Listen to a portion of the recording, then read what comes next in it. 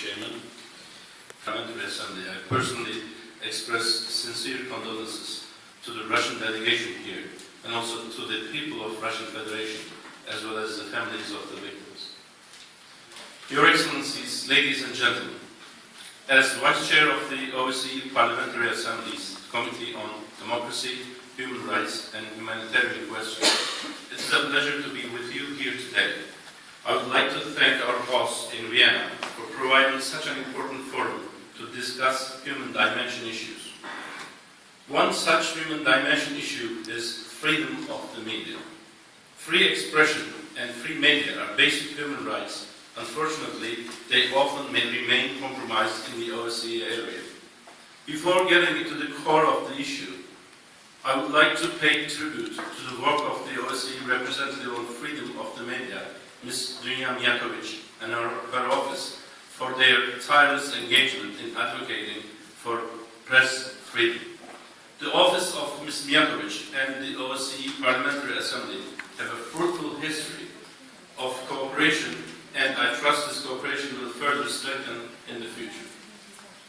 Before you begin the drafting of documents of the Kyiv Ministerial Council later today, I want to make clear that the OSCE Parliamentary Assembly warmly welcomes the draft decision on protection of journalists in the OSCE area. The OSCE Parliamentary Assembly traditionally adopts a resolution on media freedom every year during annual sessions. The environment is moving fast, and we will continue to adopt Parliamentary Assembly texts in order to protect and ensure the fundamental freedoms of the media. At the last annual session in Istanbul, the OSCE Parliamentary Assembly emphasized the need to uphold freedom of the media in the OSCE area and to promote the dialogue between the political system and media representatives. The Parliamentary Assembly adopted a resolution on freedom of the media, which has common points with the draft decision prepared by the Ukrainian chairmanship.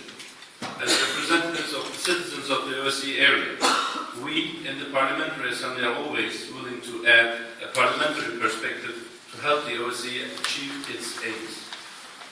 It is essential to promote freedom of thought and expression, and I attach great importance to freedom of the media, freedom to demonstrate, participation in democratic elections, and the principles of justice. Freedom of the media is a prerequisite for democracy and a basic condition for the progress of society and the development of each individual person. Today, once more, I want to denounce the inadmissible situation in which numerous journalists are victims of violence, threats and imprisonment for no other reason than that they are exercising their profession.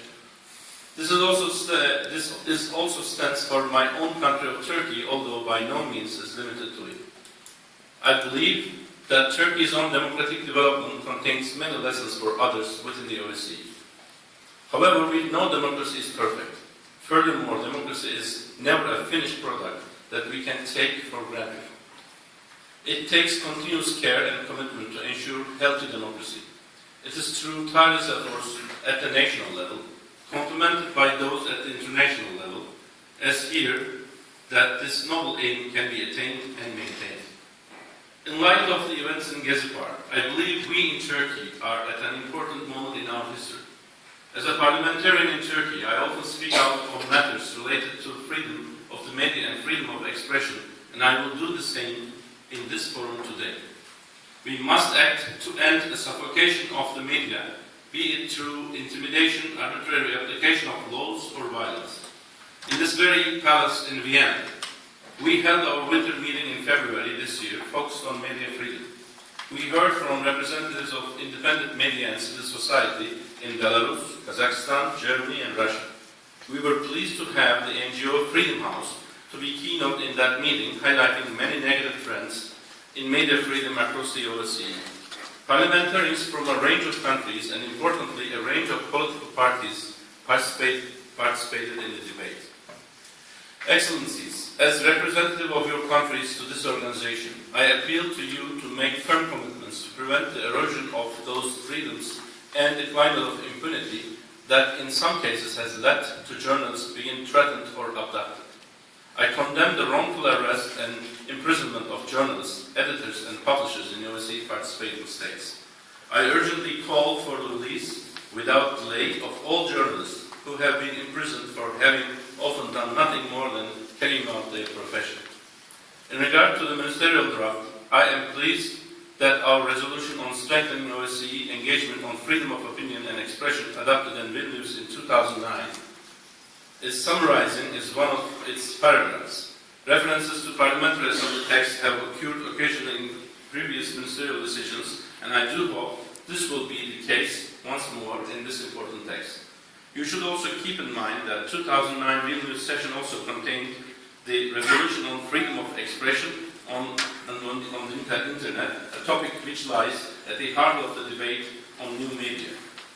In addition, your draft might be strengthened with a reference to the resolution on the protection of investigative journalists from 2010 Oslo session, or from the follow-up report which was discussed at our 2011 winter meeting here in Vienna.